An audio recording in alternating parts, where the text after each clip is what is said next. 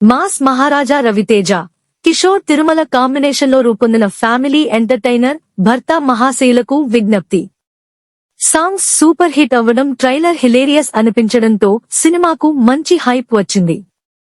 ఇక ఈ సినిమా ఈ రోజే ప్రేక్షకుల ముందుకు వచ్చింది. సంక్రాంతి బరిలో నిలిచిన ఈ సినిమా ఎలా ఉంది? ఈ సినిమానైనా రవితేజకు హిట్ ఇచ్చిందా లేదో రివ్యూలో తెలుసుకుందాం. కథ. ఈ సినిమా కథ అంతా రామ సత్యనారాయణ, రవితేజ అనే ఒక వైన్ బిజినెస్ మెన్ చుట్టూ తిరుగుతుంది. తన వ్యాపార పనుల మీద స్పెయిన్ వెళ్లిన సత్య అక్కడ మానస శెట్టి, ఆశికా రంగనాథ్ తో ప్రేమలో పడతాడు. అయితే అప్పటికే సత్యకు భామని, డింపుల్ హయతి అనే భార్య ఉంటుంది. తన భార్యకు తెలియకుండా ఈ ప్రేయసితో సత్య సాగించే రహస్య ప్రయాణం, ఆ క్రమంలో ఎదురయ్యే ఇబ్బందులు, నవ్వులు మరియు భావోద్వేగాల సమాహారమే ఈ చిత్రం. విశ్లేషణ. భార్య, ప్రేయసి మధ్యలో నలిగిపోయే హీరో కథతో ఇంతకుముందు చాలా సినిమాలే వచ్చాయి. అయితే ఈ సినిమా రొటీన్ టెంప్లెట్ తో వచ్చినా చాలా వరకు ఎంటర్టైన్ చేసింది. ఇందులో వింటేజ్ రవితేజను ఈ సినిమాలో మళ్లీ చూడవచ్చు. ఆయన ఎనర్జీ, కామెడీ టైమింగ్ సినిమాకు ప్రధాన బలంగా నిలిచాయి. చాలా కాలం తర్వాత ఆయన తన మార్క్ కామెడీతో ప్రేక్షకులను అలరించారు.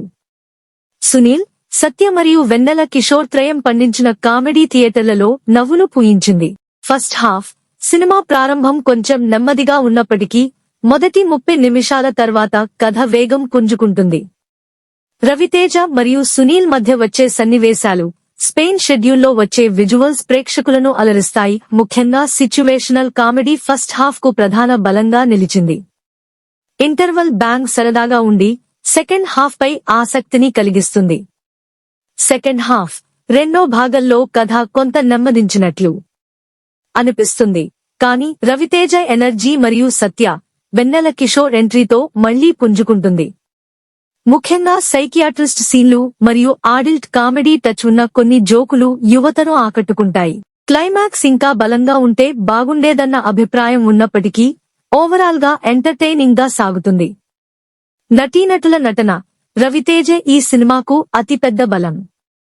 చాలా కాలం తర్వాత తనదైన వింటేజ్ కామెడీ టైమింగ్ మరియు హై ఎనర్జీతో అదరగొట్టారు.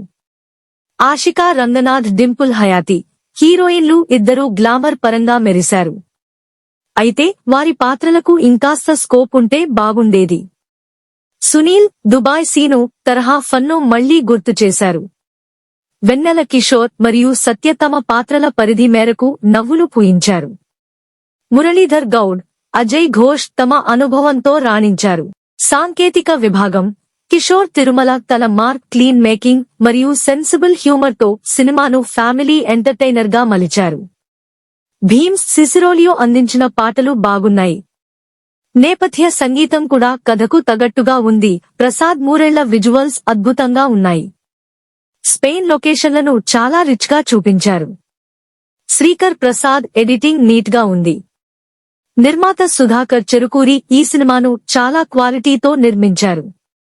మొత్తానికి భర్త మహాశయులకు విజ్ఞప్తి ఒక డీసెంట్ కామెడీ రైడ్. రవితేజ నుండి రీసెంట్ గా వచ్చిన సినిమాల కంటే ఈ సినిమా బెటర్ అని చెప్పొచ్చు.